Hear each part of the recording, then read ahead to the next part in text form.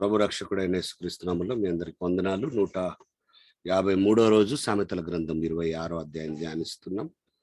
దేవుడు చూపిన కృపకై వందనాలు. సామెతలు 27వ అధ్యాయం 27వ అధ్యాయంలో ఒక వచనాన్ని మనం చూసాం. రేపటి దినమును గూర్చి అతిశయపడకము, ఏ దినమున ఏది సంభవించినా అది నీకు తెలియదు అనే మాట మనం ఆలోచన చేస్తున్నాం. అందుకే బైబిల్ చాలాసార్లు నేడు అనే మాట మాట్లాడింది. రేపు అనే మాటను వదిలేసి నేడు అనే మాట బైబిల్ చాలాసార్లు మాట్లాడడాన్ని మనం గమనిస్తాం కదా. సేవకులుగా చాలా మందికి, విశ్వాసులుగా చాలా మంది కూడా కొరింథీ 2వ పత్రిక 6వ అధ్యాయం 2వ వచనం మీకు గుర్తుకుండొచ్చు.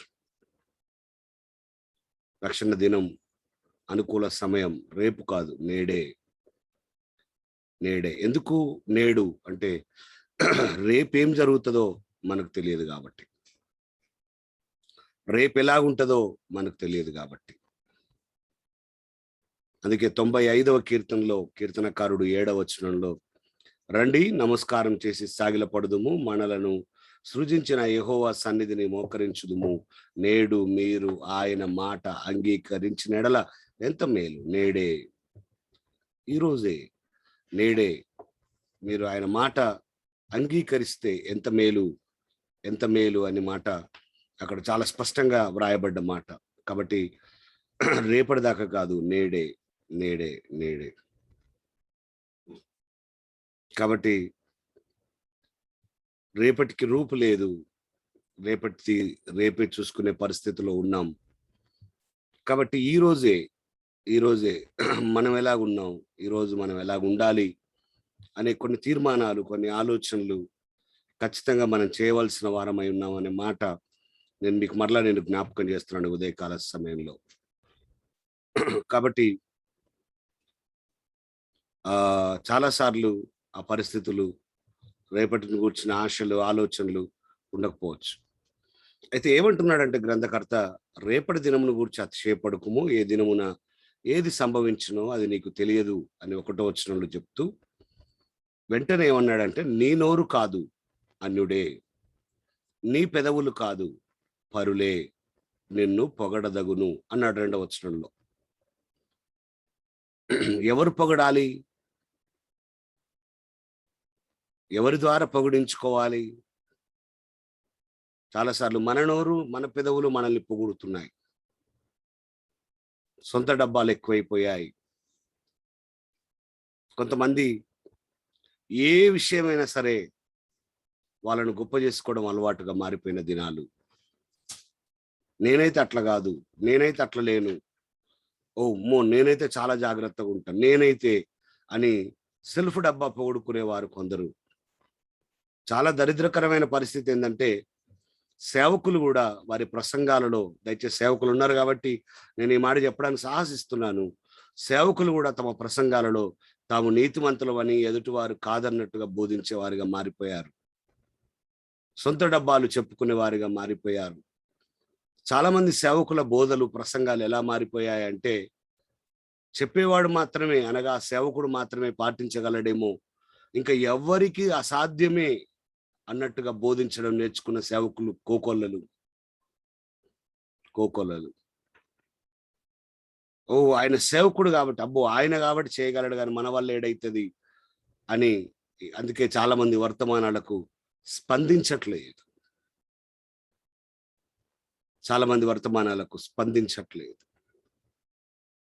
ఎందుకంటే అది మా వల్ల కాదు అని భూతల స్వర్గాన్ని చూపించే పరిస్థితులు. కాబట్టి ఇక్కడ అన్నాడు, ఎవరు ఎవరిని పొగడాలి? పరులు నిన్ను పొగడాలి.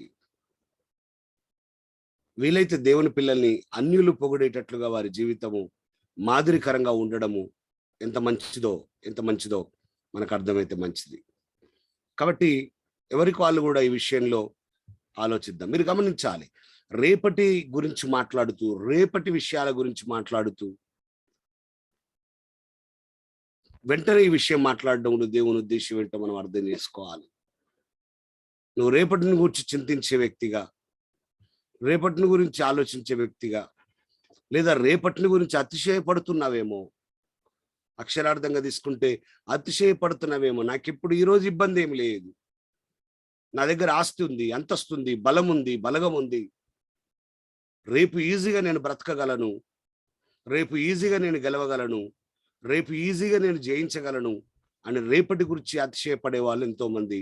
బ్యాంకులో ఫిక్స్డ్ డిపాజిట్లు ఉన్నాయని అతిశయపడేటోడు ఒకడు, నాకేం తక్కువ అండి, మా కొడుకులు ఉన్నారు, మాకేం తక్కువ అండి, తరతరాల నుంచి మాకు ఆస్తులు వస్తున్నాయి, మాకేం తక్కువ అని అతిశయపడేటోళ్ళు ఎంతో మంది ఉన్నారు.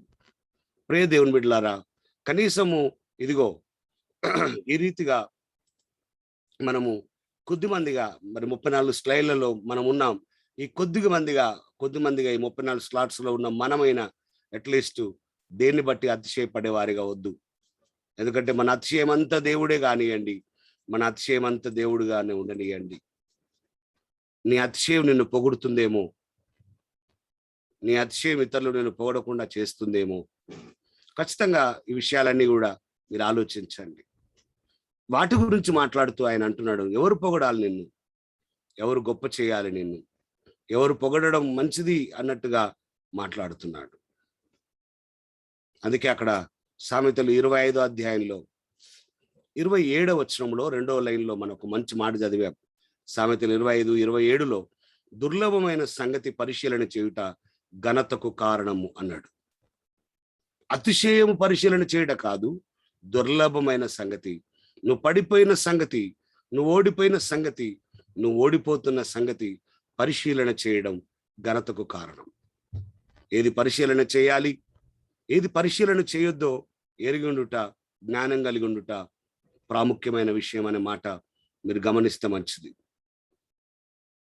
కాబట్టి నీకు నువ్వే అతిశయపడుతున్నావా, నీకు నువ్వే గొప్ప చేసుకుంటున్నావా? అవును, చాలాసార్లు చేసుకోవచ్చు. మనం ఏమనుకుంటామంటే, వినేటోడు వినడం ప్రారంభిస్తే మనం ఏ మాట అయినా చెప్తాం, ఎంతైనా చెప్తాం. ఇప్పుడే పరలోకం కూడా వచ్చామని చెప్పొచ్చు, ఇప్పుడే ఇంకేదైనా చేసినామని కూడా చెప్పొచ్చు.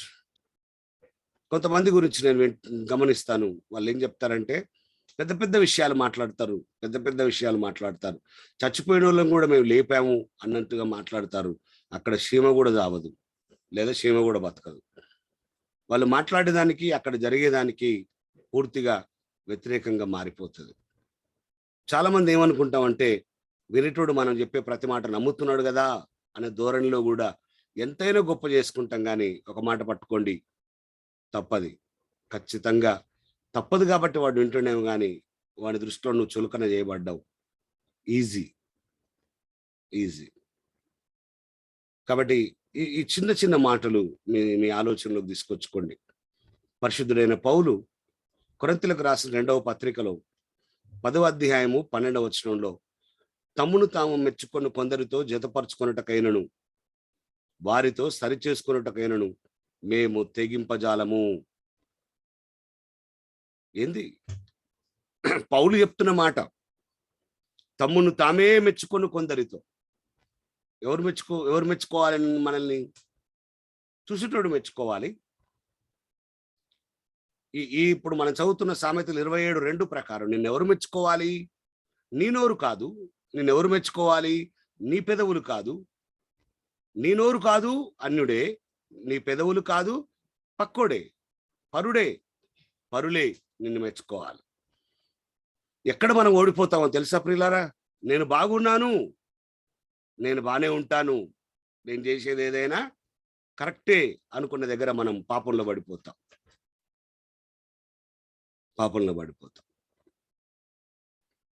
నేనంతా సాధించేశాను, నేను ఎంత కష్టపడ్డాను, అసలు ఎంత ప్రయాసం నేను రాజును కావడానికి, అసలు ఇక అబ్బో అన్నట్టుగా ఒక కంఫర్ట్ జోన్కు ఒక పొరపాటుతనానికి అంటా నేను పెద్ద మాట అది. దావీదు వచ్చాడు, ఇక నేనే అన్నట్టుగా ఉన్నాడేమో, ఆ మిద్దె మీద పడిపోయాడు. యుద్ధంలోనూ ప్రార్థనలోనూ ఉండవలసిన మిద్దె మీద ఉన్నాడు, పడిపోయాడు. ఎప్పుడైతే ఒక వ్యక్తి నేను కరెక్టే అనుకుంటాడో ఆ వ్యక్తి ఈజీగా పడిపోతాడు. గట్టిగా పట్టుకోండి అన్నమాట, గట్టిగా పట్టుకోండి అన్నమాట. లేదు నేను ఇంకా పాపినే, లేదు ఇంకా నేను సరి చేసుకోవాలి, ఇంకా ఇంకా నేను మారాలి అనుకున్నప్పుడు సరి చేసుకుంటాం మనం. అందుకే 17-18 వచనాల్లో అదే అధ్యాయంలో, కొరింథీ 2వ పత్రిక 10వ అధ్యాయంలో 12వ వచనం మీరు చూసారా? మళ్ళీ చదువుతున్నాను. తమ్మును తామే మెచ్చుకొని కొందరితో జతపరుచుకొనుటకైనను వారు తమలోనే ఒకరిని బట్టి ఒకరు ఎన్నిక చేసుకొని ఒకరితోనొకరు సరిచూచుకుంటున్న క్షమించాలి, తమ్మును తామే మెచ్చుకొని కొందరితో జతపరుచుకుంటకైనను వారితో సరిచూచుకొనుటకైనను మేము తెగింపజాలము. వారితో జతపడలేం, మేము సరిచూసుకోలేము, మా వల్ల కాదు అని చెప్పి 18వ వచనానికి రండి, లేదా 17వ వచనానికి రండి. అతిశయించువాడు ప్రభునందే అతిశయించవలెను, ప్రభువు మెచ్చుకొని వాడే యోగ్యుడు కానీ అని రాస్తున్నాడు. అదండి, ఎవరు మెచ్చుకోవాలి నిన్ను, ఎవరు పొగడాలి నిన్ను, ఎవరు గొప్ప చేయాలి నిన్ను? ప్రభువు మెచ్చుకొని వాడే యోగ్యుడు కానీ తను తానే మెచ్చుకొని వాడు యోగ్యుడు కాడు కాడు. ర్యాపిడ్ క్వశ్చన్, నిన్ను ప్రభు మెచ్చుకుంటాడా? క్షణం ఆలోచించకుండా టక్కన ఆన్సర్ చెప్పండి ఎవరైనా. ఇప్పటికిప్పుడు ప్రభు నిన్ను మెచ్చుకుంటాడా? లేదు బ్రదర్. ఇంకా వినాలి మిగిలిన వాళ్ళు. లేదన్న కష్టమే. లేదు బ్రదర్, లేదు.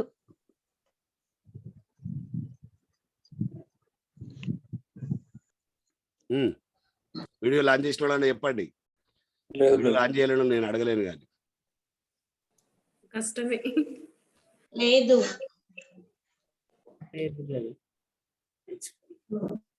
Not at all.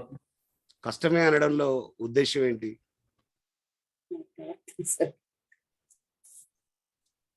అది న్యూట్రల్ అనిపించింది నాకు. అది ఎందుకో ఎస్ లేదు నో లేదు అన్నట్టుంది, ఎస్ నో అన్నట్టుంది. కష్టమే కాదు కానీ లేదు. కష్టమే అని ఎవరు అన్నారు? అది నేనే ప్రారంభించడం. కష్టమే అని మీరు అన్నారా? ఓకే, కష్టం అన్నట్టుగా దాన్ని క్యాజువల్ గా మాట్లాడాను కానీ వాస్తవానికి అది అది అది సరైన పదం కాదు కదా. ఎస్, ఎందుకంటే ఆయనకు హృదయాలు తెలుసు, గతం తెలుసు, ఎన్ని నిజాలు ఉన్నాయో ఎన్ని అబద్ధాలు ఉన్నాయో ఆయనకు తెలుసు. కాబట్టి ఆయన మెచ్చుకోవాలి, ఆయన పొగడాలి. ఏముందండి, మనుషుని పొగడడం ఎంతసేపు అండి, మనం చూస్తలేమా? మనిషి ముందు పొగిడి పక్కకు జరగగానే భయంకరం కదా, చాలా భయంకరం. ఎన్ని వింటలేము, మనకు రోజు ఎంతమంది తారసపడతలేరండి, చూడలేదా? రాత్రి కూడా మేము సిల్వియన్న కోడలు మ్యారేజ్ అయ్యి రిసెప్షన్లో, నేను ఐట్నర్లోనే ఉన్నాను కాబట్టి అక్కడికి వెళ్ళాను. ఖచ్చితంగా రావాలంటే చాలామంది సేవకులు వచ్చారు, చాలామంది సేవకులు కలిశారు, మాట్లాడాం. అప్పుడే ఒక సేవకుడు అక్కడ ఉన్నప్పుడు ఒక తీరుగా మాట్లాడడం, ఒక సేవకుడు పోగానే మరొక మాట మాట్లాడడం. అప్పుడే ముందు వెనకానంగా నేను జస్ట్ పక్కకు పోగానే ఇంకొక మాట. నేను ఇదివరకు ముందొక మాట వెనుకొక మాట అనుకునేవాడిని. నేను ఇప్పుడు ఏమంటున్నానంటే ముందొక మాట పక్కకు ఒక మాట అనుకుంటున్నా. వెనక దాకా కూడా లేదు, పక్కకే. ఇలా ఇటు వచ్చి మాట్లాడి కొంచెం ఆ పక్కకు తిరిగి ఇంకొక వ్యక్తితో మాట్లాడుతుంటేనే అవన్నీ అంత దండగా అని మళ్ళీ ఇప్పుడు ఎన్నైతే మంచి మాటలు మాట్లాడాడు అవన్నీ మళ్ళీ రివర్స్ మాట్లాడుతున్నారు. సేవకులు కూడా, విశ్వాసులు కూడా, మనుషులే అట్లా మాట్లాడుతున్నారు. కాబట్టి వారు మెచ్చుకున్న మెప్పుకోలు ఒప్పుకుందామా? అందుకే మంచి మంచి మెజర్మెంట్ పెట్టాడు పౌలు. ఈ రోజు నుంచి మీరు ఇది ప్రాక్టీస్ చేయండి. ప్రభువు మెచ్చుకున్న వాడే యోగ్యుడు, కానీ తన్ను తాను మెచ్చుకున్న వాడు యోగ్యుడు కాదు. సింపుల్. కాబట్టి ఎవరైనా మనుషులు మిమ్మల్ని మెచ్చుకుంటే మీరు పైకి ఎక్కకండి. మునగ చెట్టు ఎక్కిస్తారు, ఎక్కినంతసేపు కాదు కొమ్మ నరికేయడానికి. నీతో అక్కరున్నప్పుడు, నీతో అవసరం ఉన్నప్పుడు, నీ ద్వారా పని కావాలనుకున్నప్పుడు నిన్ను అందరూ పైకి లేపుతారు. లేదా నీలో ఏదో గొప్పతనం ఉన్నప్పుడు, లేదా నీలో ఇంకా ఏదో విషయాలను బట్టి నిన్ను పొగుడుతారు. జాగ్రత్త. అదమ్మిని ఒక మంచి పాట రాశాడు. ఆ లైన్ నాకు చాలా ఇష్టం. నిన్ను పొగడిన వారే నిన్ను అమ్ముకుంటారురా అంటాడు ఆయన. నిన్ను పొగిడిన వారే నిన్ను అమ్ముకుంటారురా. నిన్ను పొగిడిన వారే నిన్ను అమ్ముకుంటారు, నిన్ను అమ్ముకుంటారు. యూదా ఇస్కరియోతే అమ్ముకోలేదా? పొగిడినోడే కదా. యేసు ప్రభులే వారే అమ్మబడలేదా పొగిడిన వారి చేత? కాబట్టి కొంచెం సీరియస్గానే మనం ఈ మాటలు తీసుకుంటే మంచిది అనే దృక్పథంలో ఈ విషయాలు నేను మాట్లాడుతున్నాను. అతిశయించవలసిన వాళ్ళు ఏమండి, అతిశయించవలసిన విషయాలు, అతిశయించవలసిన జీవితాలు, అతిశయించవలసిన పరిస్థితులు, మెప్పులు కోరుకోవడాలు. అందుకే మిమ్మల్ని ఎవరైనా పొగుడుతున్నప్పుడు, లేదా మీ ముందు ఎవరైనా మిమ్మల్ని గొప్ప చేస్తున్నప్పుడు వీలైనంత వరకు ఇట్స్ ఓకే అని మీరు లైట్గా తీసుకోండి. లైట్గా తీసుకోండి. ఇప్పుడు అవకాశం ఉన్నోడే తగ్గించుకున్నారండి. నిజంగా మెచ్చుకోవడానికి పొగడతలకు అర్హులే తగ్గించుకున్న వాళ్ళు ఉన్నారు కదా. రైట్ సైమన్ అండి. హోసన్నా హోసన్నా నిన్న పొగిడినోడే కదా ఈరోజు రాళ్లతో కొట్టి సిలివేసింది. మనుషులు అలా ఉంటారేమో. కాబట్టి నువ్వేం కోరుకోకు. అసలు నిన్ను నువ్వు పొగుడుకోవద్దు, ఎవరు నిన్ను పొగిడినా కూడా తర్వాత ఇబ్బంది అవుతుంది. ప్రభు చేత ఆ మెప్పును పొందాలి మనం. మనిషిలో ఉన్న ఒక భయంకరమైన స్వభావం ఏంటంటే, ఎవరైనా ఒకరు పొగిడి మంచిగుందంటే బాగుండు అని మనిషి కోరుకుంటాం. సరే, అది తప్పని నేనేం అనట్లేదు, కానీ నువ్వు దాన్నే కోరుకుంటూ ఉంటే అది నీ బలహీనతగా ప్రజలు ఎరిగి నువ్వేది చేసినా మంచిగుందంటారు. కానీ దాని కాన్సిక్వెన్సెస్, దాని పర్యావసానం మాత్రం నువ్వు అనుభవించాల్సి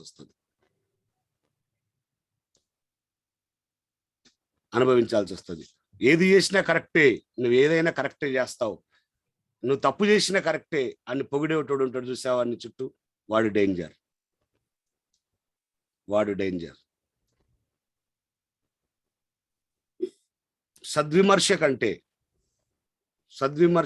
క్షమించాలి, ఈ పొగడ్తల కంటే సద్విమర్శ చేసే వాళ్ళు కావాలి, విమర్శించే వాళ్ళు కావాలి మన చుట్టూ. ఇంకా ఈ విషయంలో నువ్వు మార్చుకోవాలి, బాగానే చేసావు కానీ ఇంకా 100% పర్ఫెక్షన్ కు నువ్వు రావాలి అని నేను చెప్పేవారు కావాలి.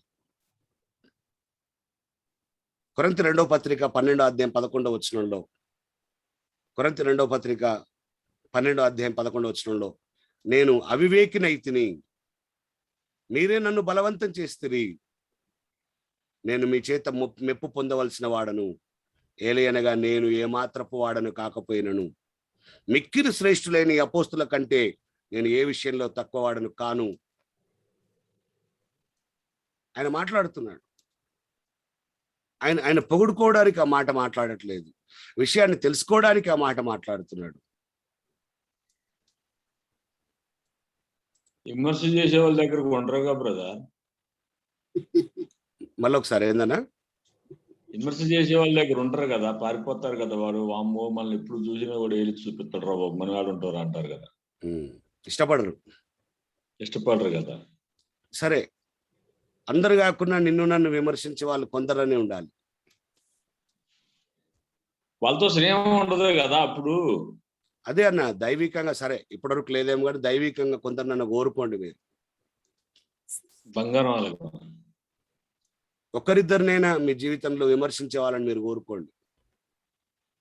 ఉండాలి, వాళ్ళు ఉంటేనే, ముళ్ళు ఉంటేనే కరెక్ట్ దారి మీరు సరి చేయబడతారు. సరి చేయబడతారు. అదే ముళ్ళు ఉంటేనే సరి చేయబడతాము. ఒక వ్యక్తి పొగడతలకు అలవాటు పడితే, లేదా ఒక వ్యక్తి పొగుడుతున్నప్పుడు ఖచ్చితంగా ఓవర్ కాన్ఫిడెన్స్ పెరిగి, కాన్ఫిడెన్స్ మంచిదే కానీ ఓవర్ కాన్ఫిడెన్స్ పెరిగి ఆ వ్యక్తి ఖచ్చితమైన రైట్ లైఫ్ జీవించాడు, ఆ వ్యక్తి భ్రమలో బ్రతుకుతూ ఉంటాడు. ఎవడో ఒకడు జీవితంలో ఎప్పుడో ఒకసారి కనబడి నువ్వు భ్రమలో ఉన్నావని చెప్తే ఈ లైఫ్ అంతా వేస్ట్ అయిపోతుంది. ఈ లైఫ్ అంతా వేస్ట్ అయిపోతా ఉంటుంది. It's okay, it's okay. అంటే సరే, మంచిదిగా మంచి విషయాలను చాలా మంచి విషయం చేశారని చెప్పడంలో రైట్, ఇట్స్ ఓకే, చెప్పనియండి. కానీ దాన్ని నువ్వు కోరుకోకు. సేవకులు ఈ మాట అంటే తను అజీర్తి చేసింది బ్రదర్ వాళ్ళకి. ఏం చేద్దామన్నా మరి, అజీర్తి చేసిన అది దాన్ని కోరుకోవాల్సిన వాళ్ళమే అన్న. మనమైతే దాన్ని ఆశించవలసిన వాళ్ళమే తప్ప ఇంకా వేరేదైతే ఏం లేదు కదా.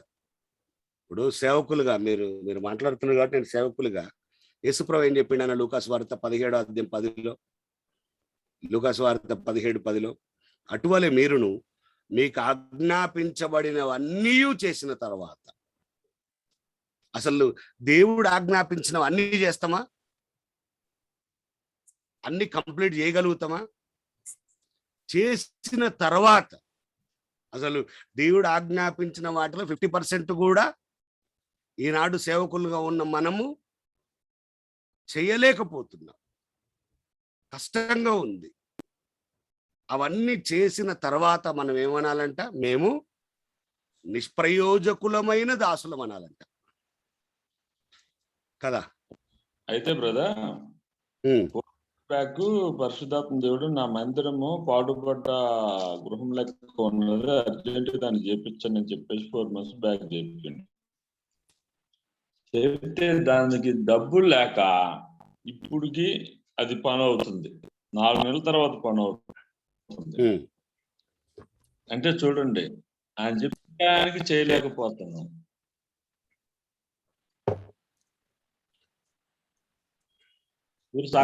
లేక అమౌంట్ లేక. అదే అంటే సరే, అది ఓకే. కానీ ఇంకా వేరే విషయాల్లో కూడా దేవుడు ఎన్నో విషయాలు ఆజ్ఞాపిస్తున్నాడు మనకు. మీరు సర్వ సృష్టికి వెళ్ళి సర్వజనులను నా శిష్యులనుగా చేయమన్నాడు. అది పెద్ద ఆజ్ఞ మనకు. ఇప్పుడు గ్రేట్ కమాండ్మెంట్ మనకు, అది గ్రేట్ కమిషన్, అది మనకు. అది చేయలేకపోతున్నాం మనం దాన్ని. మత్తయి 28:19-20లో అది గొప్ప ఆజ్ఞ మనకు. అలాంటి గొప్ప ఆజ్ఞలు చేసిన తర్వాత, ఆజ్ఞాపించినవన్నీ చేసిన తర్వాత ఏం చెప్పాలంట? మేము నిష్ప్రయోజకులమైన దాసులము, మేము చేయవలసినదే చేసి ఉన్నామని చెప్పాలంట. ఎంత తగ్గింపు ఉండాలి మీరు ఆలోచించండి.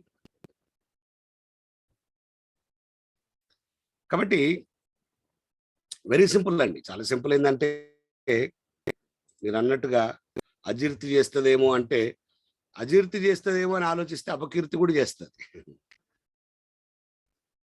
కాబట్టి ఖచ్చితంగా నిన్ను బాగా పొగిడేవాడే ఒక రోజున నిన్ను అమ్ముకుంటాడు. అపకీర్తి తర్వాత సంగతి బ్రదర్, అపకీర్తి తర్వాత సంగతి. అజీర్తి ముందు ఇంపార్టెంట్ చూపిస్తుంది కదా ఎఫెక్ట్. నెక్స్ట్ అవును. కాబట్టి దయచేసి మీరు ఖచ్చితంగా మిమ్మల్ని సద్విమర్శ, అంటే చాలాసార్లు విమర్శనే కోరుకోవాలి మనము. విమర్శ చాలాసార్లు డిసప్పాయింట్, డిప్రెషన్, డిస్కరేజ్ చేస్తుంది. కాబట్టి సద్విమర్శ చేసేవారు కావాలి. విమర్శకు సద్విమర్శకు చిన్న డిఫరెన్స్ ఉంది.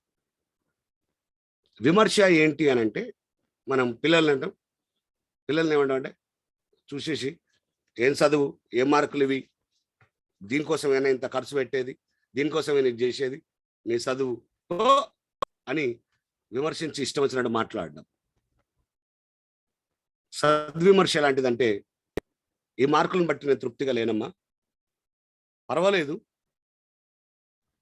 కానీ నాకు తెలిసి నీ స్థాయికి ఈ మార్కులు సరిపోవు, ఇంకా బెటర్ మార్క్స్ నేను ఎక్స్పెక్ట్ చేస్తున్నాను, పర్వాలేదు, ఇప్పటికి జరిగిందని మనం ఏం చేయలేం, కానీ ఇక్కడ నుంచైనా నువ్వు సరి చేసుకొని, ఇదిగో ఈ 90% నువ్వు రీచ్ అవ్వడం మంచిది, ఖచ్చితంగా నువ్వు అట్లా అవ్వాలి, కాబట్టి ఇంకా కొంచెం ఎఫర్ట్ పెట్టు ప్లీజ్ అని సద్విమర్శ చేయడం. అందులో హెచ్చరిక ఉంది, అందులో గద్దెంపు ఉంది, అందులో ప్రేమ ఉంది. కనీసం అట్లా సద్విమర్శ చేసేవారైనా మనతో ఉండాలి. అందుకే చాలాసార్లు నేనేమంటా అంటే ఏది చేయొద్దో చెప్పడం కాదు, ఎలా చెయ్యాలో చెప్పడాన్ని సద్విమర్శ అంటాం. చాలాసార్లు మనం ఏం చేస్తామంటే పిల్లల విషయంలో ప్రాముఖ్యంగా తల్లిదండ్రులారా ఏది చేయొద్దో చెప్పడానికి ఇష్టపడుతున్నాం. అది చేయకు, ఇది చేయకు, అక్కడి పోకు, ఇక్కడ పోకు, అది నాకు ఇష్టం లేదు, ఇది నాకు ఇష్టం లేదు, నువ్వు అట్లా చేయొద్దు, నువ్వు ఇట్లా చేయొద్దు. పొద్దున్న నుంచి మిలిటరీ రూల్స్ ఎన్నో. ఎలా చెయ్యాలో చెప్పడం కావాలి. అందుకే గుడ్ పేరెంటింగ్ లేదు చాలా మందిలో. డిసిప్లిన్ పేరెంటింగ్ లేదు. తల్లిదండ్రులుగా పిల్లల్ని ఎలా పెంచాలో చాలా మంది తల్లిదండ్రులకు తెలియదు. పేరెంటింగ్ అనేది ఒక మంచి తల్లిదండ్రులుగా ఉండడం, దాంట్లో పెంచడం అనేది అది దైవికమైనది అయి ఉండాలి. అది దేవుని నుండి పొందుకునేది. అందరికి లేదు, చాలా మంది క్రైస్తవుల్లో లేదు. అందుకే పిల్లలు చెడిపోతున్నారు. కాబట్టి ఇవన్నీ చాలా ఉన్నాయి. బైబిల్ గుడ్ పేరెంటింగ్ గురించి మాట్లాడింది. బైబిల్లో తల్లిదండ్రుల బాధ్యతల గురించి మాట్లాడింది. తల్లిదండ్రులు ఎలా పెంచాలో పిల్లల్ని మాట్లాడింది. చాలా గొప్ప విషయాలు మాట్లాడింది. మనం చేస్తే అతి గారాబం, లేకుంటే అతి మూర్ఖత్వం. అది కాదు విధానం. కాబట్టి ఈ సద్విమర్శలు కావాలి మన లైఫ్లో. మనల్ని హోల్డ్ చేసేవారు కావాలి, మనల్ని ఆపేవారు కావాలి. మనం ఏది చేసినా కరెక్టే అనేవారు కాదు. అందుకే పొగుడుకోవాల్సింది నీ నోరు కాదు, పొగుడుకోవాల్సింది నీ పెదవులు కాదు. ఎందుకు అనంటే నీ జీవితంలో ఏది చేసినా నీకు కరెక్టే అనిపిస్తుంది. నా జీవితంలో ఏది చేసినా అది నాకు కరెక్టే అనిపిస్తుంది. కాబట్టి పొగుడుకుంటాం. ₹1 లాస్ అయినా కూడా నేనేమంటే ప్రయత్నం చేసినా మనం అనుకోలేదు, ప్రయత్నం చేసిన లాస్ అయ్యాను అని నష్టాన్ని కూడా నువ్వు మంచిగా పొగుడుతావు. నేను చాలా ప్రయాసపడ్డా, నేను నమ్మిన మనిషిని ఏం చేస్తాం మరి అని ఈజీగా సమర్థించుకుంటూ మాట్లాడతావు. అదే ఒకటి సద్విమర్శకుడు నీ దగ్గర ఉంటే నువ్వు ఎట్లా నమ్ముతావు మనిషిని? ఎందుకు మనిషిని నమ్మడానికి ముందు కొన్ని అంచనా వేసుకోలేదు? ఆ వ్యక్తి మీద అంత పెట్టుబడి పెడితే ప్రయోజనం కలుగుతుందా లేదా ఎందుకు ఆలోచించలేదు? ఎందుకు ఆలోచించలేకపోతున్నావు? కనీసం ఇకనైనా ఆలోచించగలుగుతావా అని నేను హోల్డ్ చేసేవారు కావాలి. నేను చేయగలిగింది చేసిన అంటున్నావు కదా, నువ్వేం చేసినావు చెప్పు అనేటోడు కావాలి. నేను అడిగేటోడు కావాలి. నువ్వు ఎట్లా చేసినావు చెప్పు, నువ్వు చేసిన విధానం ఎంతవరకు కరెక్ట్ చెప్పు అని అడిగేటోడు కావాలి. లేనప్పుడు నువ్వు ప్రతి దాంట్లో నీ ఫెయిల్యూర్స్లో కూడా నువ్వు పొగుడుకునే వ్యక్తిగా మారిపోతావు. నీ విఫలాన్ని కూడా గొప్ప చేసి మాట్లాడడం ప్రారంభిస్తావు నువ్వు. అది మాదిరి కాదు కదా ఎవరికి. కాబట్టి పొగడాల్సింది ఎవరు? నీ నోరు కాదు. పొగడాల్సింది ఎవరు? నీ పెదవులు కాదు. నిన్ను పొగడాల్సింది అన్యులు, నిన్ను పొగడాల్సింది పరులే. దాని అర్థం ఏంటి అని అంటే అన్యులు పరులు నిన్ను ఎందుకు పొగుడుతారు? కాబట్టి ముఖస్థుతికి పొగడాలనేది కాదు దీని ఉద్దేశము. ముఖస్థుతి కొరకు పొగిడేటోళ్ళు కాదు కావాల్సింది. ఎందుకు ఒకటో వచనానికి రెండో వచనానికి లింక్ చేస్తున్నాడు? రేపటి సంగతి రేపే. ఎందుకు అంటున్నాడు అంటే అతిశయంలో నుంచి బయటికి రా. నువ్వు అతిశయపడే జీవితంలో నుంచి వదిలిపెట్టు. దేన్ని బట్టి అతిశయపడుతున్నావు? అతిశయించువాడు ప్రభుని బట్టి అతిశయించాలి, ప్రభులోనే అతిశయించాలి. కాబట్టి 1-2 వచనాలు కలిపి చదివినప్పుడు ఖచ్చితంగా ప్రయోజనకరంగా ఉంటుంది మన జీవితాలకు. 3వ వచనం సామెతలు 27వ అధ్యాయంలో, రాయి బరువు, ఇసుక భారం, మూడుని కోపం ఆ రెంటి కంటే బరువు. ఖచ్చితంగా రాయి బరువుగా ఉంటుంది, ఇసుక చాలా భారంగా ఉంటుంది. మీరు ఎప్పుడైనా ఇసుక మోసారా? మోసమయ్య గారు. ఇసుక మోసిన అనుభవం ఉంటే ఇసుక ఎలా ఉంటది? బరువు ఉంటుంది, భారంగా ఉంటది. అవును, భారంగా ఉంటుంది. అవును కదా, ఇసుక భారంగా ఉంటది. అది అంత ఈజీ కాదు, అంత సులభంగా మొయ్యలేం కూడా అలవాటు లేకపోతే. చక్కగా ఆ పోలిక మీరు గమనించాలి. ఒక రాయి భారము, ఒక ఇసుక బరువు, లేదా క్షమించాలి, రాయి బరువు, ఇసుక భారము ఈ రెండింటిని దేనితో పోలుస్తున్నాడంటే మూడుని కోపం ఆ రెంటి కంటే బరువు అన్నాడు. మూడుని కోపం. మనము ఆ 26 అధ్యాయంలో 3 నుండి 12 వచనాలు మూర్ఖుల గురించే చూసాం, మూడుల గురించే చూసాం. ఈ మూర్ఖత్వం మూడులు క్రైస్తవుల్లో ఉండడం బాధాకరమైన విషయం. ఇక వీడు మొత్తమే మూర్ఖుడురా బాబు, వీడు మొత్తమే మూడురా బాబు అంటుంటే వానికున్న కోపం. మీకు తెలుసా మూర్ఖుల కోపం ఎక్కువ ఉంటుందని? మీరు చూసారా?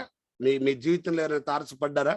కొంతమంది ఉంటారు, వాళ్ళు చాలా మూర్ఖంగా ఉంటారు, వాళ్ళ కోపం కూడా అంతే ఉంటుంది. మూర్ఖులరా బాబు మనం అనుకున్న వీడు వీడు పెద్ద మూర్ఖుడు అండి వీడు అంటాం. అసలు వాని మూర్ఖత్వమే భరించలేం మనం అంటే వానికి ఇంకేముంటది? దరిద్రానికి శతకోటి దరిద్రం అన్నట్టుగా వాని మూర్ఖత్వాన్ని భరించలేవురా బాబు అంటే వానికి ఇంకా కోపం ఉంటుంది.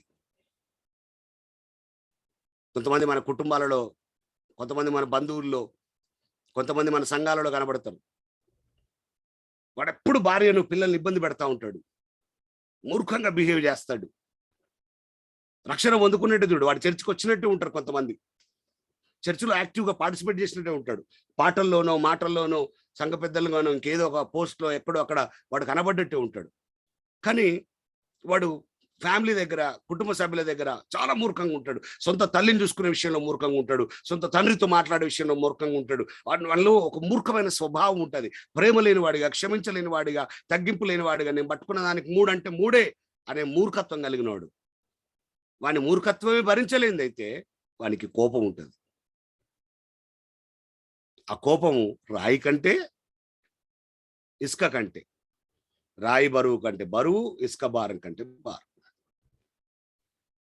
మీరు చూసారా మూర్ఖుల కోపం? మీకు తెలుసా? ఎవరైనా మాట్లాడండి నాతోటి. మీరు చూసారా మూర్ఖుల కోపం? మీకు ఎవరైనా తారసపడ్డారా?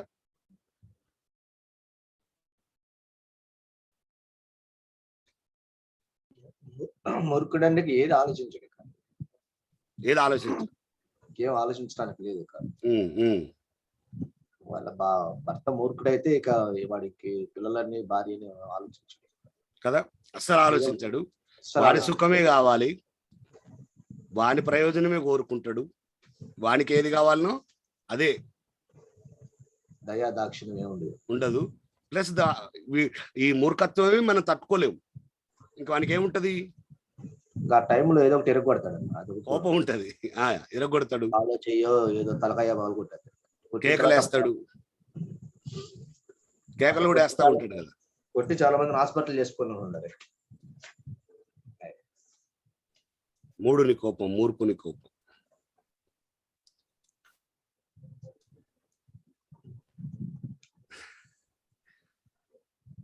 మనం మూర్ఖులమేనా? అప్పుడప్పుడు పని చేస్తాం, అప్పుడప్పుడనే ఇప్పుడప్పుడు బ్రదర్ చాలా వరకు పని చేస్తుంటది బ్రదర్. మూర్ఖులమే, మనం కూడా ఒక మూర్ఖులమే. అందుకే నువ్వు మూర్ఖుడు అంటలేను నేను, మనం మూర్ఖులమేనా అంటున్నా నేను, నన్ను కూడా కలుపుకొని. అదే బ్రదర్, మనం మూర్ఖులమే, ఏదో రూపంలో ఇదవుతూనే ఉంటాం. కానీ చాలా మార్పు కలిగింది గారు దేవుని కృపను బట్టి మనకి. ఆమేన్, ప్రైజ్ ద లార్డ్. కానీ అప్పుడప్పుడు ఆ పాతది బయట పడుతుంది కదన్నా, పని చేసిద్ది గారు, బయటకు వస్తుంది. మొత్తం పోలే, అనుకోకుండా వచ్చింది. మొత్తం పోలే, ఓ 10% అన్న ఉంది. అవును, మనిషి స్వభావమే కదా బ్రదర్. అదే అన్న, అందుకే బైబిల్ చాలా సార్లు అద్భుతమైన మాట అన్నారు మీరు. చాలా సార్లు బైబిల్ పాత స్వభావాన్ని, ప్రాచీన స్వభావాన్ని సిలువేయమని మాట్లాడింది. నిజంగా మనము, మీకు ఈ మాట కొంచెం ఇబ్బంది అనిపిస్తుందేమో కానీ, ఇంకా నిజమైన మారు మనసు మనం పొందలేదు, లేదా సంపూర్ణమైన మారు మనసు పొందలేదేమో. ఇది కొంచెం సమర్థించుకోవడానికి బాగుంటది. సంపూర్ణమైన మారు మనసు పొందలేదేమో.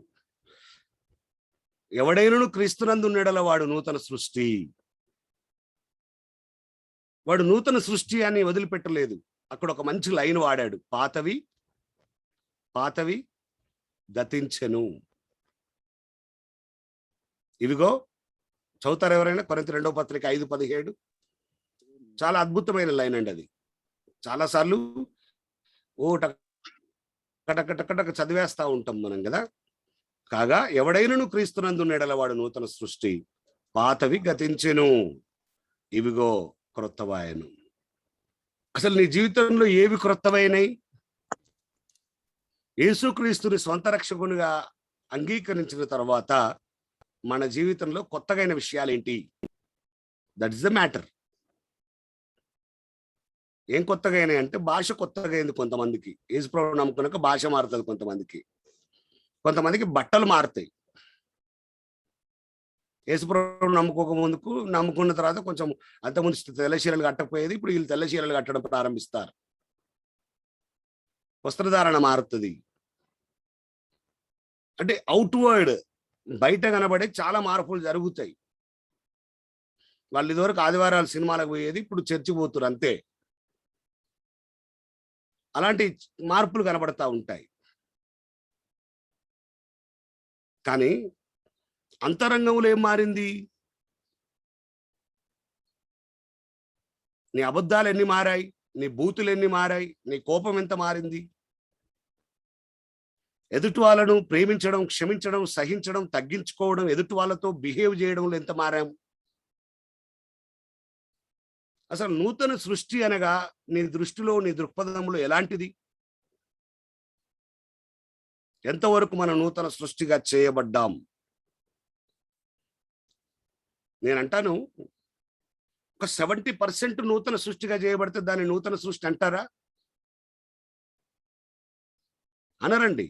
100% కొత్తదైతేనే కొత్తది అంటారు కదా. ఇప్పుడు నేను నేను నేను ఈ ఫోన్కు ముందు అద్దం కొత్తదేపిచ్చి, వెనక అద్దం కొత్తదేపిచ్చి, ఈ ఈ కవర్ కొత్తదేపిచ్చి, నాది కొత్త ఫోన్ అన్నావు అనుకో, ఏమంటావు నువ్వు? లేదులే బ్రదర్, అద్దం మార్చినావు కానీ ఎవడు దొరకలేదా నీకు అనవా? మనం కూడా అంతే కదా, బట్టలు మారినాయి, బతుకు మారలేదు. ఇంకా నూతన సృష్టిలో పూర్తిగా మార్చబడాలి. నువ్వు సమాధి చేయబడి క్రీస్తుతో లేపబడే అనుభవం కదా నూతన సృష్టి. అందుకే ఎఫెసీ 4:23-24 ప్రాచీన స్వభావాన్ని సిలువ వేయడం గురించి మాట్లాడలేదా?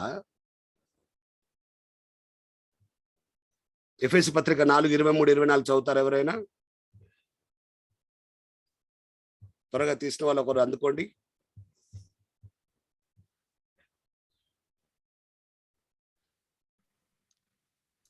మీ చిత్తశుద్ధియందు నూతనపరచబడిన వారై, కావున మునుపటి ప్రవర్తన విషయంలోనైతే మోసకరమైన దురాశల వలన చెడిపోవు మీ ప్రాచీన స్వభావమును వదులుకోండి. ఫస్ట్ ఆఫ్ ఆల్ అది చాలా అద్భుతమైన మాట. మీరు ప్రాచీన స్వభావాన్ని వదులుకొని 22 చదువుతున్నాను. మీ చిత్త వృత్తి యందు నూతన పరచబడిన వారై. మీ చిత్తము, మీ వృత్తి.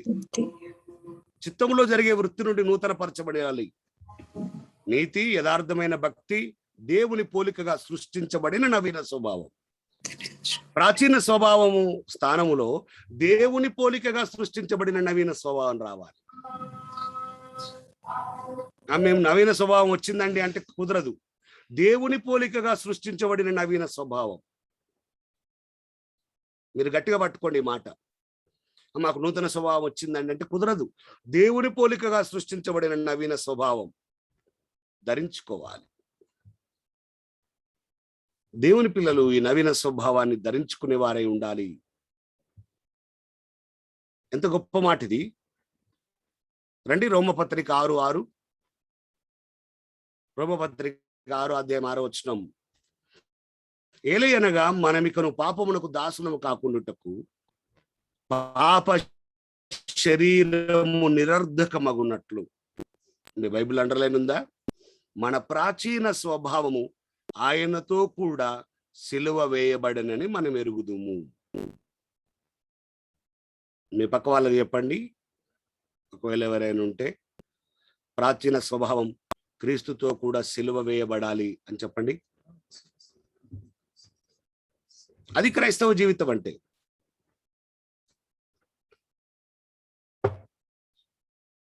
ఇది యేసుప్రభు నమ్ముకుంది కానీ ఏం మారలే.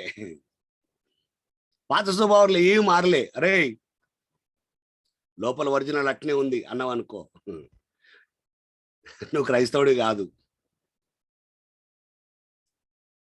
ఇక లోపల ఒరిజినల్ లేదు, ఇక మొత్తం సమాజ్ చేయబడ్డది. ఒరిజినల్ ఏంది, డూప్లికేట్ ఏంది అంటే పైన అది డూప్లికేటా, పైన లోపల ఒరిజినల్ అట్నే ఉందంటే.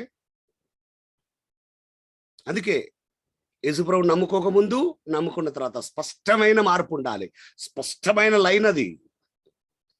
చీకటి వెలుగు స్పష్టమైన డిఫరెన్సియేషన్ ఉండాలి, స్పష్టంగా కనబడాలి. ఆ స్పష్టత లేకపోతే ప్రయోజనం లేదు. చాలా మందికి స్పష్టంగా ఉంది, ఎందుకంటే పాత జీవితం కంటే ఇది ఇంకా భయంకరంగా ఉంటది.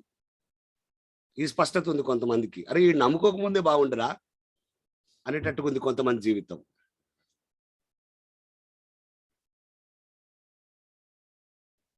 అందుకే అసలు క్రైస్తవులు మూర్ఖంగా ఉండడం ఏంటి అంటే, ఉన్నారు, లేరు అనడానికి లేదు. క్రైస్తవుల్లోనే మూర్ఖత్వం ఎక్కువ ఉందేమో అన్నట్టుగా ఉన్నవాళ్ళు లేదా, ఉన్నారు. మూర్ఖత్వమే మంచిది కాదురా బాబు అంటే, మూడునికి మూర్ఖునికి కోపం ఎక్కువ. ఈ కోపము రాయి బరువు ఇసుక భారం కంటే. ఓపిక లేదు మూర్ఖునికి. ఇందాక శ్రీనివాసరావు గారు చెప్పినట్టుగా వాడు భార్యను కొడతాడు, పిల్లల్ని కొడతాడు. ఆ మూర్ఖత్వంలో చేతులు ఏది ఉంటే అది ఇసిరేస్తాడు, ఎత్తేస్తాడు, పగలగొడతాడు. అవును, నువ్వే సంపాదించి ఉండొచ్చు, కానీ ఎందుకంత మూర్ఖత్వం? చేతిలో ఫోన్ ఉంటే ఫోన్ ఇసిరేస్తావు, చేతిలో బాటిల్ ఉంటే బాటిల్ ఇసిరేస్తావు. అది ఎవరు తగులుతుందో తెలియదు.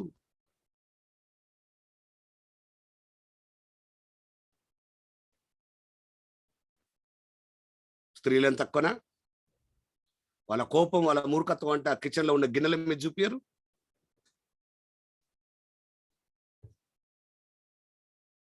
చాలా గిన్నెలు సొట్టుపోవడానికి కారణం అది కాదా?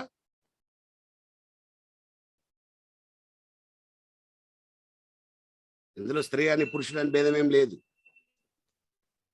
మూర్ఖంగా బిహేవ్ చేయకండి.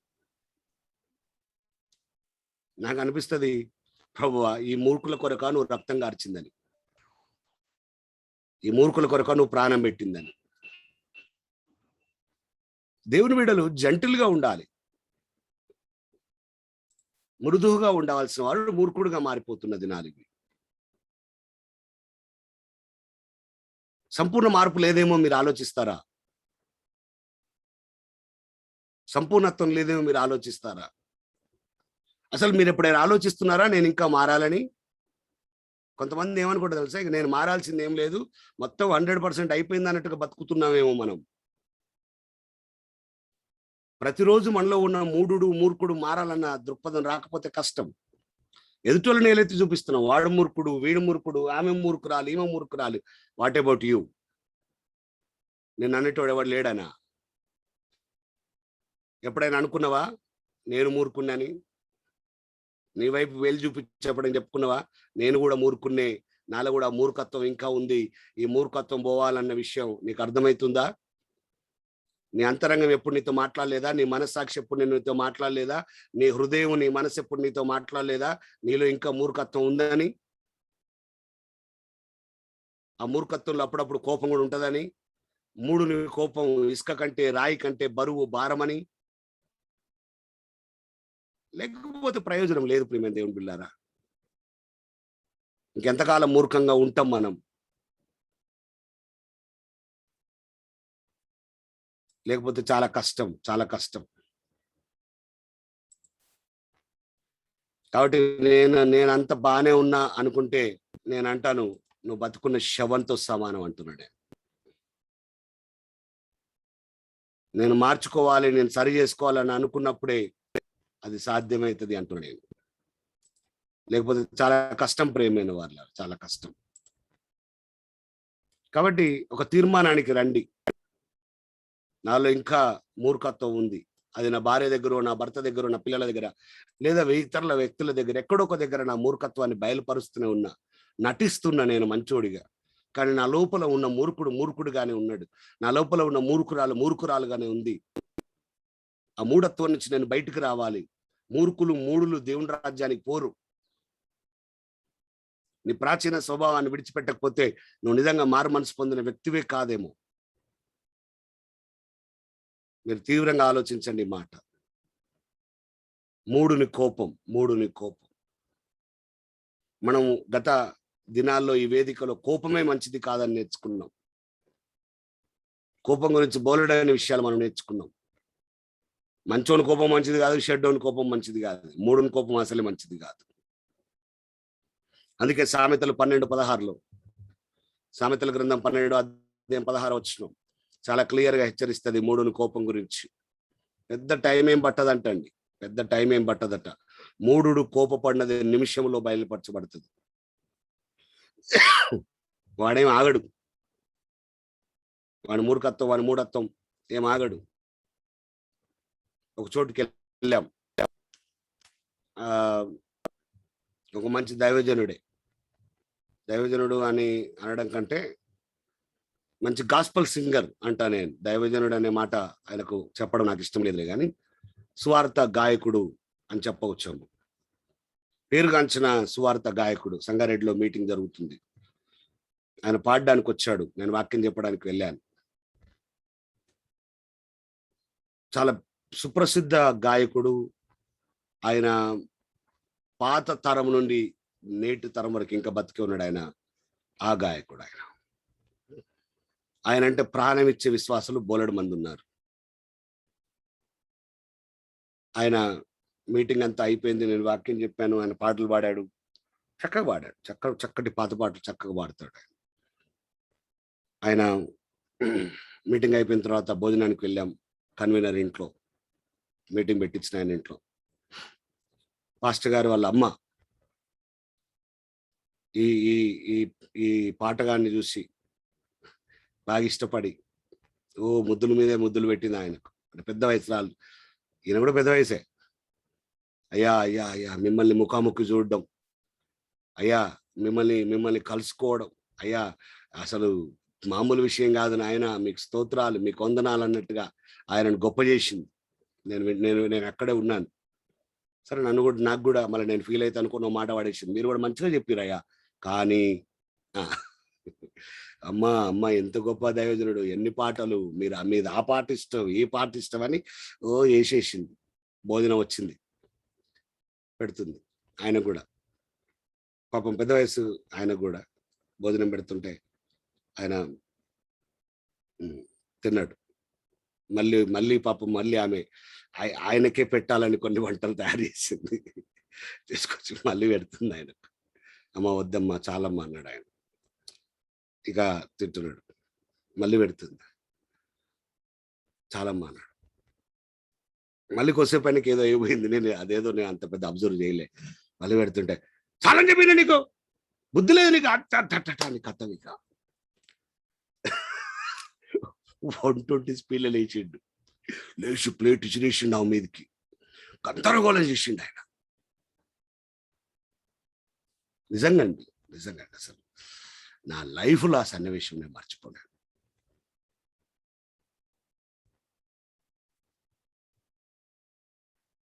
అప్పుడే పాడిండు ఆయన దిగేటప్పుడు, సన్ను తింతుమో ప్రభు అని పాడిండు ఆయన. ఓపిక లేని నీ సన్నతులు ఎవరికి కావాలా? నీ సంగతులు ఎవరికి కావాలి? మూర్ఖుడు బయటకు వచ్చిండండి, ఆమె ప్రేమ చూపిస్తుందండి. సున్నితంగా చెప్పొచ్చు, అమ్మా నేను తినలేనమ్మా, థ్యాంక్ యూ అమ్మా అని చెప్పొచ్చు కదా. ప్లేట్ ఆ పెద్ద ఆవిడండి, ఆమె ఇంచుమించు 78-79 సంవత్సరాలు, 80ల పడ్డది ఆమె. ఈ మూర్ఖుడు 60 ఏళ్ళు ఉంటాడు.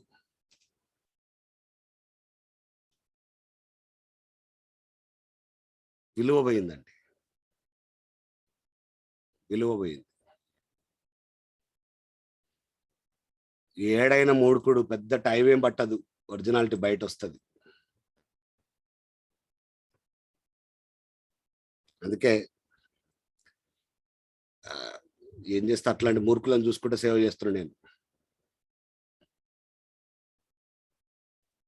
చాలా మంది మూర్ఖులను చూసినాను నేను సేవకుల్లో కూడా, చాలా మంది మూర్ఖులను చూసిన విశ్వాసుల్లో కూడా, చాలా మంది మూర్ఖులను చూస్తున్నాం మా సంఘంలో కూడా. చాలా మంది మూర్ఖుల మధ్యలో ఉన్నాం.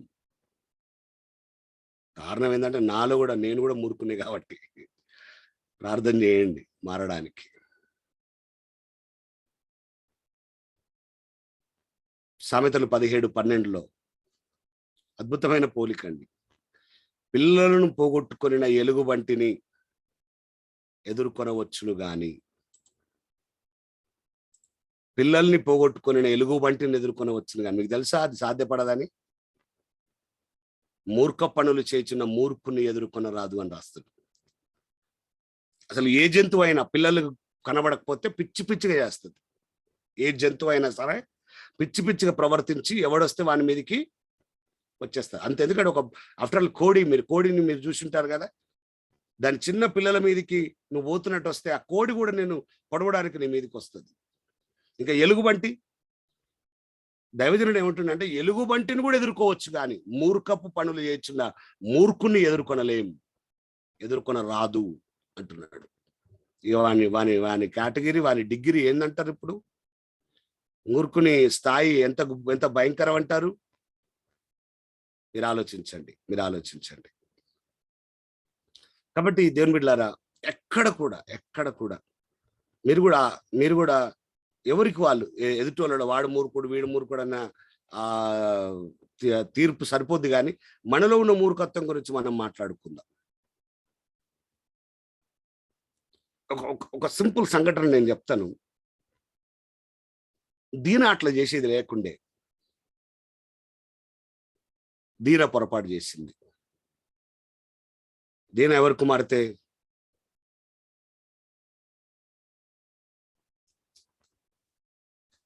బైబిల్లో దీన ఎవరి కుమార్తె? క్విజ్ అండి, బైబిల్ క్విజ్.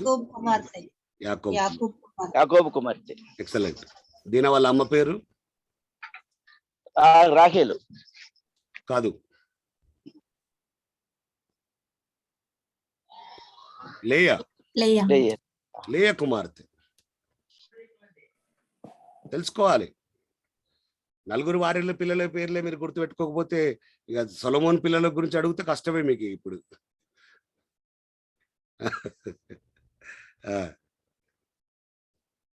పాపం ఆమె దేశపు కుమార్తెలను చూడ వెళ్ళింది. అది సరైందా కాదా అది అంత మనకు తెలుసు.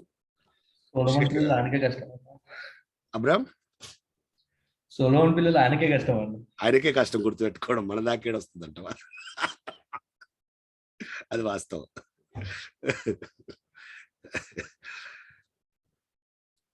ఏదో మరి ఆమెకు ఎందుకు వచ్చిందో ఆలోచన తెలియదు కానీ ఆ దేశపు కుమార్తెలను చూడాలని వెళ్ళింది. వాళ్ళ మేకప్లు, వాళ్ళ వ్యవహారాలు చూడాలని వెళ్ళింది. షెకెం అనేటోడు ఒకడు అక్కడ ఆమెను మోహించడం, ఇక రకరకాలుగా అమ్మాయిని ఇబ్బంది పెట్టడం, అదంతా కూడా మనకు తెలిసిన విషయమే. తర్వాత ఆ అమ్మాయిని చెరపడం, అది యాకోబు తెలవడం, తర్వాత వాళ్ళు సంధికి రావడం గుర్తుకుందిగా మీకు? వచ్చినప్పుడు వీళ్ళు పెట్టిన షరతు ఏంటో గుర్తుకుందా మీకు? వాళ్ళు సున్నతి చేయించుకుంటేనే మా బిడ్డనిచ్చి చేస్తామని చెప్పడం. పాపం వాళ్ళు అన్యులైనప్పటికీ కూడా వాళ్ళందరూ సున్నతి చేయించుకోవడం. వాళ్ళు సున్నతి చేయించుకొని పాపం రెస్ట్లో ఉన్నారు. అది భయంకరమైన బాధ. ఆదికాండం 34:25 జెనసిస్ 34:25, ఆదికాండం 34:25 వారు ఆ 3 రోజులైంది అప్పటికి వాళ్ళు సున్నతి చేయించుకొని. 3వ రోజు వాళ్ళు బాధపడుచుండగా యాకోబు కుమారులలో ఇద్దరు, అంటే షిమియోను, లేవి, తమ కత్తులు చేత పట్టుకొని ఎవరు తెలియకుండా ఊరి మీద పడి పురుషులందరినీ చంపేశారు.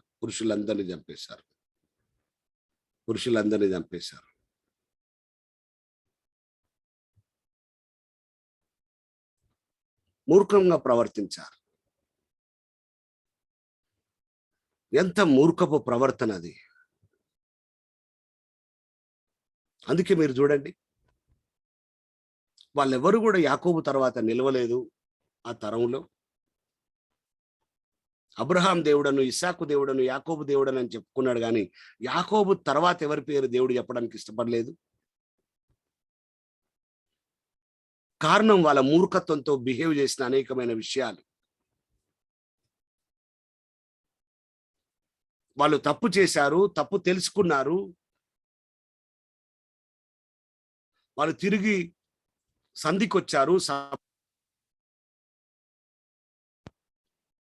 నువ్వేం చెప్పినా లోబడ్డారు. వాళ్ళు సున్నతి కూడా ఇష్టపడ్డారు. వాళ్ళు మూర్ఖులా? వాళ్ళను మాయపుచ్చి మోసం చేసిన నువ్వు మూర్ఖుడు. అందుకే ప్రియులారా, వాళ్ళు నిలబడలేదు, వాళ్ళ గోత్రాలు నిలబడలేదు. దేవుడు ప్రేమించి వాళ్ళని గోత్రకర్తలుగా ఎన్నుకున్నా కూడా ప్రాముఖ్యంగా దానికి ఆ బాధ్యత తీసుకున్నటువంటి షిమ్యోను, లేవి వాళ్ళ గోత్రాలు తర్వాత కాలంలో కష్టం. ఆఖరికి యూదా, బెన్యామీను గోత్రం మిగిలింది తప్ప ఇంకెవరిది మిగలలేదు.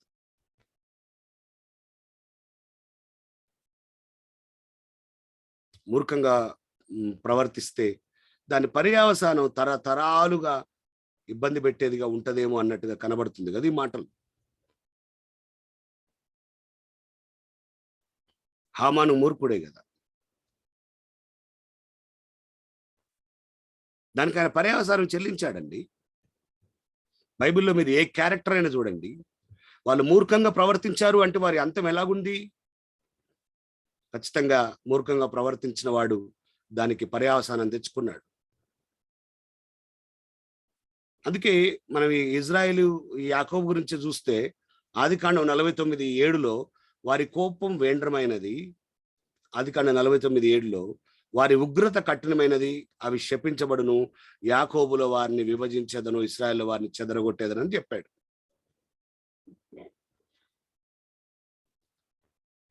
ఇది యాకోబు ప్రవచించిన ప్రవచనమే. యాకోబు ద్వారా దేవుడు చెప్పాడు, చెదరగొడతాను, మీ చాప్టర్ క్లోజ్ అయింది అన్నట్టుగా చెప్పిన మాటలు. కాబట్టి మీరు ఒక్కసారి ఈ విషయాలన్నిటినీ మీ మనసులో పెట్టుకొని ఏమైనా ఆలోచిస్తారా? ఆలోచించకపోతే కష్టం కూడా.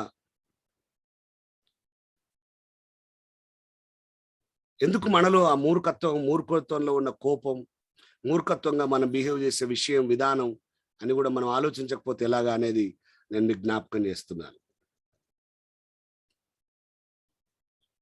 దాని కొనసాగింపే 27వ అధ్యాయం 4వ వచనంలో మనం చూస్తాం. సామెతలు 27:4. మన సమయం అయిపోయింది కానీ ఒక 2-3 నిమిషాలు మనం ఈ విషయాలు చూడొచ్చు. క్రోధము క్రూరమైనది, కోపము వరద వలె పొర్లునది, రోషం ఎదుట ఎవడు నిలవగలడు? రోషం ఎదుట ఎవడు నిలవగలడు? క్రోధం, కోపం, రోషం, ఎన్ని విషయాల గురించి దేవుడు వాక్యం మాట్లాడుతుంది. దేవుని బుడ్డల్లో ఉండవలసిన పాజిటివ్ ఫీలింగ్స్ కాదు ఇవి, నెగిటివ్ ఫీలింగ్స్ ఇవి. ఉండకూడనివి ఇవి ఉండవలసినవి కాదు. మూఢత్వం, కోపం, క్రోధం, పనికిమాలిన రోషం, అది సత్యమును గురించిన రోషం కాదు, వాక్యానుసారమైన రోషం కాదు, దైవత్వం కొరకు నిలబడే రోషం కాదు. అది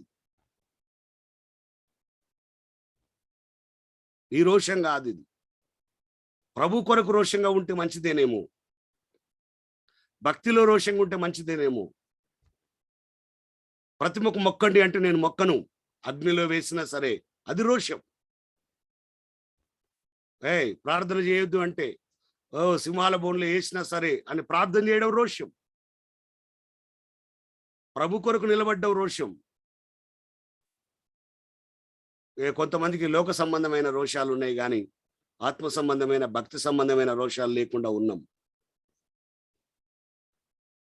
ఈ మూడుని కోపంలో నుంచే ఈ మాటలు వస్తున్నాయి. క్రోధము క్రూరమైనది, కోపము వరద వలె పొర్లునది, రోషము ఎదుట ఎవడు నిలవగలడు? కాబట్టి దేవుని బిడ్డలు ఈ లక్షణాలను తీసేయండి. నేను బాధతో ఒక మాట చెప్పిన, కొంతమంది తల్లిదండ్రులు వాళ్ళ పిల్లలు చిన్నగా ఉన్నప్పుడు కొంతమంది తమ పిల్లల గురించి ఏం చెప్తున్నారు తెలుసా? అమ్మో, నా బిడ్డకి ఎంత కోపం తెలుసా, మా ఓనికి, మా కొడుకుకు వాడు 3 ఏళ్ళు ఉంటాడు కానీ వానికి ఎంత కోపం అంటే వాడికి కావాల్సింది ఇవ్వకపోతే వాడి చేతిలో ఉన్న తీసి ఇసురు కొడతాడు తెలుసా అని ముద్దుగా చెప్తుంది తల్లి తండ్రి. బుద్ధి లేదు. నా పిల్లల కోపం ఉందని సంతోషంగా చెప్పే విషయమా? ముద్దుగా చెప్పి అమ్మో చిన్నప్పటి నుంచి ఎంత కోపం, అది ఒక మంచి లక్షణమా?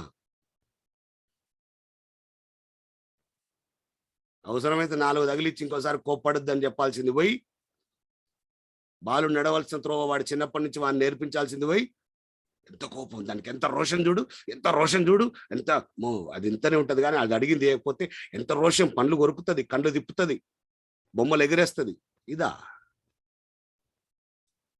ఇదా నీ పిల్లలకు నువ్వు నేర్పించేది? దీన్ని గుడ్ పేరెంటింగ్ అంటారా? ఇది చెప్పుకొని సంతోషించుడు. అసలు నా బిడ్డ 2 సంవత్సరాలు 3 సంవత్సరాలు కానీ నాని కోపం వచ్చి నా ఫోన్ తీసి ఇసిరేస్తే బకెట్లో పడి పగిలి 4 ముక్కలు అయిందని చెప్పుకుంటాడు. అయినా మళ్ళీ కొత్తది కొనుక్కున్నా. బుద్ధి లేని తండ్రివి నువ్వు.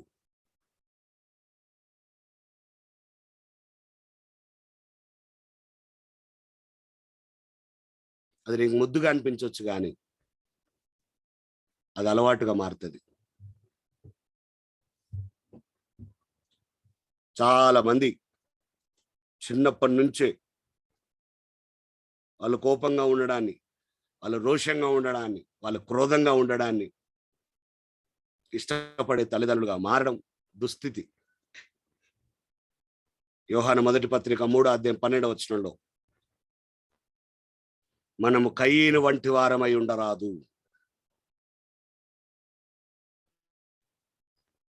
వాడు చిన్నప్పటి నుంచి అటువంటి లక్షణం ఉన్నాడు. వాడు కోపం ఎక్కువ చిన్నప్పటి నుంచే. దేవుడు ఆదామే ఉండే, దేవుడు ఆదాం అవ్వ ఉండే. చేయకూడని తప్పు చేశారు, పాపం చేశారు, ఏదోలో నుంచి వెలివేయబడ్డారు. దేవుడి కంటే ఎక్కువ ఆదాము అవ్వ కయీను, ఆదాము అవ్వ కయీను, తర్వాత హేబేలు.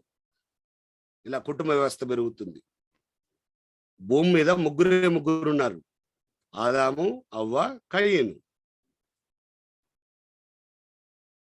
ఈ గారాబంలో కోపం పెరిగిందో, ఈ గారాబంలో క్రోధం పెరిగిందో, ఈ గారాబంలో వాని వ్యక్తిత్వం మారిపోయిందో మనకు తెలియదు. కానీ సొంత తమ్ముని ఓర్వలేనోడైపోయాడు, ప్రేమ లేనోడైపోయాడు. వాడు చిన్నప్పటి నుంచి రోషమయ్యా. అందుకే కొంతమందికి ఎట్లా పెరుగుతారంటే వాడినే పొగడాలి, వాడి ముందు వేరే వాడిని పొగుడుతూ ఒప్పుకోరు. కొన్ని కామన్ వాల్యూస్ నేర్పించండి పిల్లలకు. అన్నను పొగిడేటప్పుడు అన్నను పొగడనియండి, తమ్ముని పొగిడేటప్పుడు తమ్ముని పొగడని, లేదా అక్కను పొగిడేటప్పుడు అక్కను, చెల్లెని పొగిడేటప్పుడు చెల్లెను. సొంత సొంత సొంత అన్నదమ్ములు, అక్క చెల్లెలు, లేదా అక్క తమ్ముడు, అన్న తమ్ముడు, అన్న చెల్లె, ఈ సొంతల మధ్యలో కూడా ఈ భేదాభిప్రాయాలు. పిల్లల్ని కౌన్సిలింగ్ చేయండి. మా అమ్మ ఎప్పుడు మా అన్ననే ఇష్టపడుతుంది, మా అమ్మ ఎప్పుడు మా చెల్లెనే ఇష్టపడుతుంది, మా అమ్మ ఎప్పుడు అని పిల్లలు ఆ పెరుగుతున్న విష విష విష విష వేరును తీసేయండి. అట్లా కాదు నాన్న, అది తప్పు. మాట్లాడండి మీ పిల్లలతో, కౌన్సిలింగ్ చేయండి మీ పిల్లలకు. ఎవరు కరెక్ట్ ఉంటే వాళ్ళని నేను పొగుడుతాను, ఎవరు తప్పు ఉంటే వాళ్ళని నేను శిక్షిస్తాను, దండిస్తాను అని చెప్పండి తల్లిదండ్రులు పిల్లలకు. నీకు ఎప్పుడు తమ్ముడే ఇష్టం లే అంటే, అవును మరి వాడు నా బంగారం లేక పుట్టిండు అన్నావు అనుకో, అయిపోయింది, దరిద్రం. ఇక అది అందరు ఉండి పుడతారా ఏంది? ఎవడైనా లేకనే పుడతారు.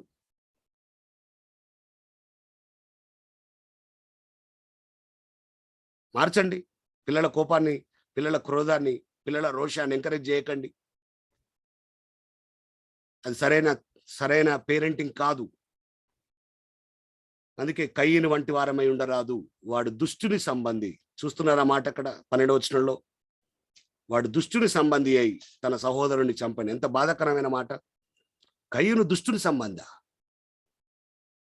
బైబిల్లో కయీను గురించి, మొట్టమొదటి వారసుని గురించి ఈ మాటన మనం వినాల్సింది. ఈ మాట వినడానికైనా మనం ఉన్నది, ఈ మాట వినడానిక మనం ఉన్నది. దుష్టుని సంబంధ. వాడు అతన్ని ఎందుకు చంపెను అంటే అక్కడ రాయబడుతుంది, తన క్రియలు చెడ్డవి, తన సహోదరుని క్రియలు నీతి గలవై ఉండను గనుక. అదో కారణం ఆ మనిషిని చంపడానికి. నువ్వు చెడ్డోనివై వేరేవాడు మంచివాడైతే చంపేస్తావా? అది ఈ రోజు కూడా జరుగుతున్న విషయాలే. అందుకే మూర్ఖత్వంలో వచ్చే కోపం, క్రోధం, రోషం ఎంత మాత్రం వాక్యానుసారమైంది కాదు అని బైబిల్ స్పష్టంగా హెచ్చరిస్తుంది. సామెతల గ్రంథం 6వ అధ్యాయం.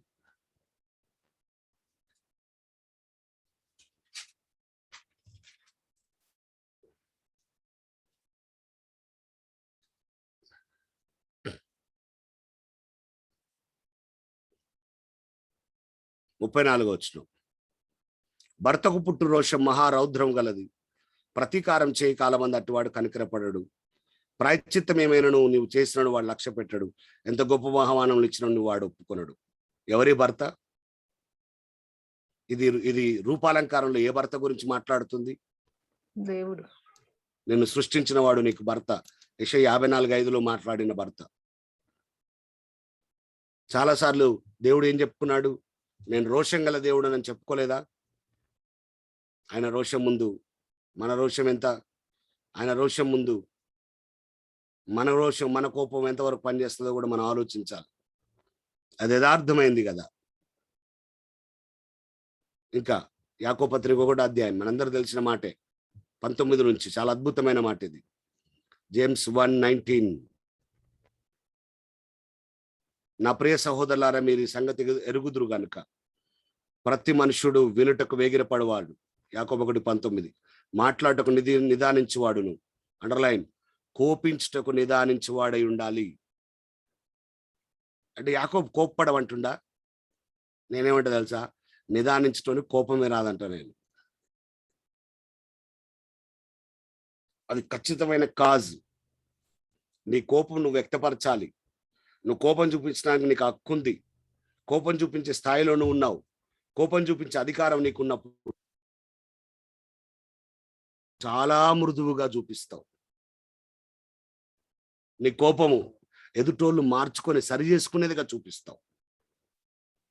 నీ కోపం ఒక పెద్ద పాఠంగా చూపిస్తావు. వ్యక్తపరిచే విధానం వేరుగా ఉంటుంది. 20వ వచనం. ఎందుకనగా నరుని కోపం దేవుని నీతిని నెరవేర్చదు. మీరు గమనించాలి. దేవుని నీతిని నెరవేరుస్తున్నావా?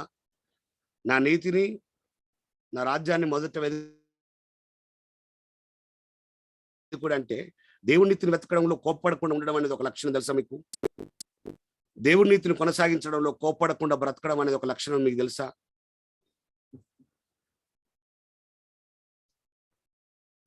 నరుని కోపం దేవుని నీతిని నెరవేర్చదు. భార్య మీద కోపం, పిల్లల మీద కోపం, వ్యవస్థ మీద కోపం, ఇక మనోళ్లకు, ఇక లోకంలో ఆ రోజు జరిగిన విషయాలన్నిటి కోపం అల్కగా భార్య మీద, పిల్లల మీద తీసే మూర్ఖపు భర్తలు ఉన్నారు కొంతమంది, మూర్ఖపు తండ్రులు ఉన్నారు కొంతమంది. ఆఫీసులో జరిగింది తీసుకొచ్చి ఆయన భార్య మీద కోపం చూపిస్తాడు, పిల్లల మీద కోపం చూపిస్తాడు. ఎక్కడో ఎవడో ఏదో అన్న కోపం తీసుకొచ్చి వాడు కుటుంబంలో కోపం చూపిస్తాడు. అసలు నేను ఒక ఆయన చూసి ప్రయాణం చేశాను. ఆయన ఆ ట్రాఫిక్ తట్టుకోలేక కోపాన్ని అనుసుకొని కనబడ్డ తిట్టి ఇష్టం వచ్చినట్టుగా వాని మీదకి బండి పోనిచ్చి తట్టుకోలేక ఇంటికి వచ్చి అలా భార్య గ్లాసులో నీళ్ళు ఇస్తే ఆ నీళ్లు తాగి ఆ గ్లాసులు ఎత్తేసిండు. ఏమైందని అడిగిన నేను. కోపం అన్నా, కోపం అన్నాడు. ఇప్పుడు గ్లాస్ ఎత్తేస్తే ఏమొచ్చిందని అడిగిన నేను. నీ కోపం దేవుడి నీతిని నెరవేరుస్తుందా? దేవుడి నీతిని నెరవేర్చని విశ్వాస జీవితంలో ప్రయోజనం ఏమైనా ఉంటుందా? కాబట్టి ఈరోజు ఈ విషయాలు మీరు 2 విషయాలు ప్రాముఖ్యంగా నేర్చుకోండి. నిన్ను దేవుడే పొగడాలి, దేవుడే మెచ్చుకోవాలి. రెండవది, కోపాన్ని, మూర్ఖత్వాన్ని తొలగించుకోవాలి. మూర్ఖత్వాన్ని, కోపాన్ని తీసేసుకోవాలి. నెమ్మదికి, సమాధానానికి రావాలి. బీపీ గీపీ ఎవరిని ఉంటే చూపించుకొని మందులు వాడి బీపీని తగ్గించుకోవాలి. బీపీ తగ్గే మార్గాలను ఎంచుకోవాలి. ఆ అట్మాస్ఫియర్లో ఉండండి మీరు. కొంతమంది నాకు బీపీ ఉంది కాబట్టి కోపం వస్తుంది అంటారు. నీకు తెలుసుగా కోపం వస్తుందని, నీకు బీపీ ఉందని. కొంచెం కంట్రోల్ చేసుకోవచ్చు మరి. అలాంటి అట్మాస్ఫియర్ క్రియేట్ చేసుకోవచ్చు కదా. దానికి తగు జాగ్రత్తలు వహించవచ్చు కదా. అంటే వంక తీసుకుంటున్నావు సమర్థించుకోవడానికి. ఇవన్నీ మారకపోతే నిజమైన మార్పు లేనట్టే. ఖచ్చితంగా మనం మార్చుకుందాం. దేవుడి మాటలు మన వెనుకల్లో ఫలింపచేయునుగాక. మ్యాన్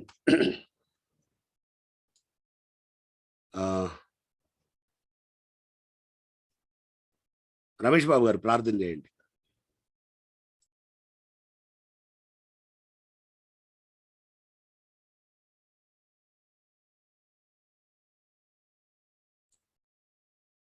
రమేష్ బాబు గారు.